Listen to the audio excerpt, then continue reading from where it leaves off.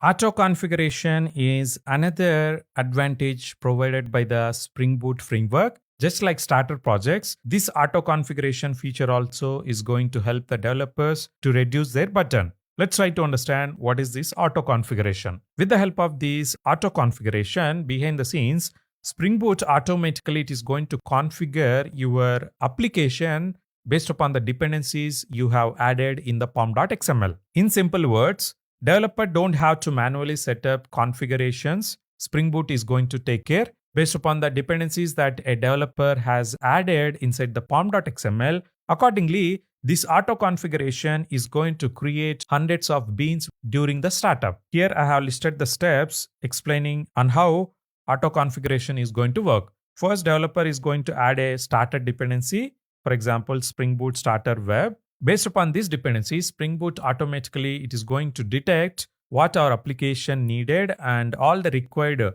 configurations and beans it is going to create during the startup of the application. In case if you're not happy with some default configurations, developer can override them. We already discussed this scenario. Based upon the dependency, Spring Boot it is going to assume it is a web application and it needs to be started at a default port 8080 by leveraging embedded Tomcat server. Nowhere we have installed the Tomcat server because Spring Boot dependencies and libraries itself, they are providing this Tomcat server internally. These auto configurations, they also going to create dispatcher servlet for handling the incoming requests from the client applications. These are the few of the default assumed values by the Spring framework like server.port, what will be the context path for your application. Spring Boot is also going to perform some logging for all the levels with the info and above. So this is the default configuration it is going to assume around the logging. I'm going to discuss more about logging in the upcoming sections. For now, I don't want to discuss anything about these two properties. Usually in a traditional Spring application, developer will end up manually configuring a web server like Tomcat, creating a bean with the database connections and other settings. But with the Spring Boot, everything it is going to be automated. Developer has to do very minimal work. Auto configuration is enabled by default in Spring Boot. It is controlled by the Spring Boot application annotation that we have on top of the main class. As we discussed previously, this annotation includes enable auto configuration, which is going to take care of enabling the auto configuration feature of Spring Boot. To see the demo of this auto configuration during the startup, we need to mention debug is equal to true inside the application.properties. When we mention this, all the auto configuration report will be displayed on the console. Before we try to see the demo of auto configuration, let me highlight, we can also tell to the Spring Boot framework to not automatically create a specific bean. For example, think like you want to create your own database connection bean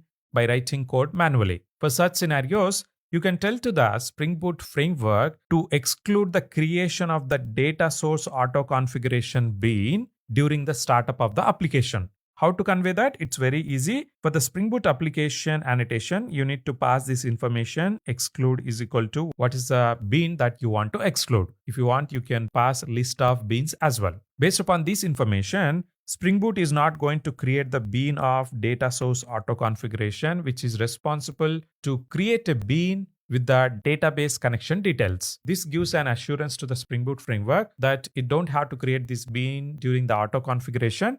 Developer is going to create this bean manually. Let's see the demo of this auto configuration. Inside the application.properties, we need to mention debug is equal to true. False is the default value, but I'm trying to override with the true value.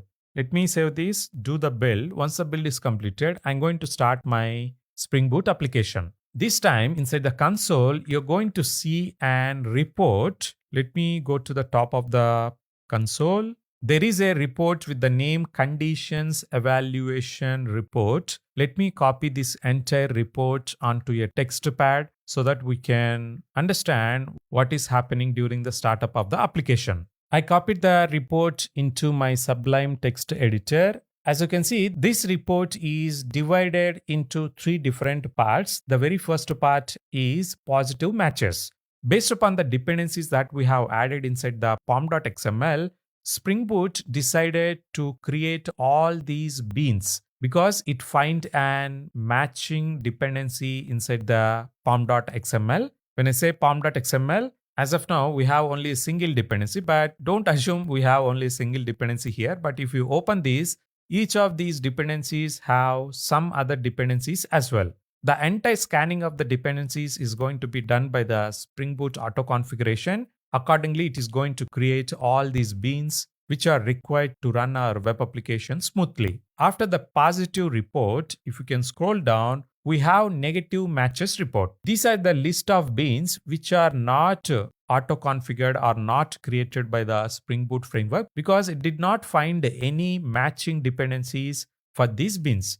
For example, I'm not using any Cassandra DB related dependencies. Similarly, I'm not using any Couch database related dependencies.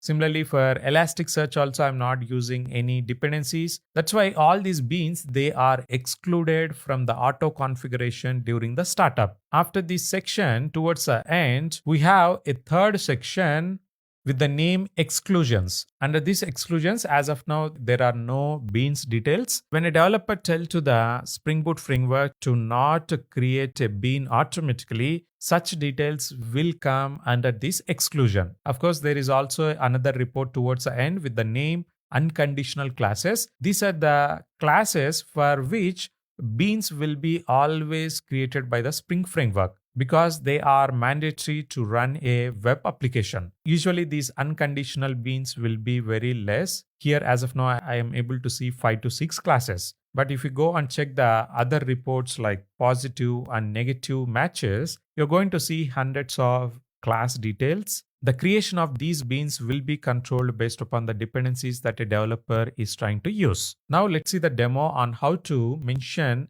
a bean under the exclusion list. As I said before, after this Spring Boot application annotation, we can use exclude, and to this exclude, we can pass list of beans or list of class details. Here, let me type one of the class name, data source auto configuration class. If I mention this and restart my web application, this time under the exclusion list, this information is going to be present. Let me go to the console. Inside the console, under the exclusions, I'm able to see my class details which I have configured here. This is how you can control the behavior of auto configuration. Most of the times, you don't need to mention any exclusion list. But if you have some unique scenario where you want to control the creation of a bean, you can happily achieve that with the help of these exclude option available against to the Spring Boot application annotation. I hope you're clear about the auto configuration. Without this auto configuration, developer has to create all these beans, which right now Spring Boot is taking care during the startup of the application.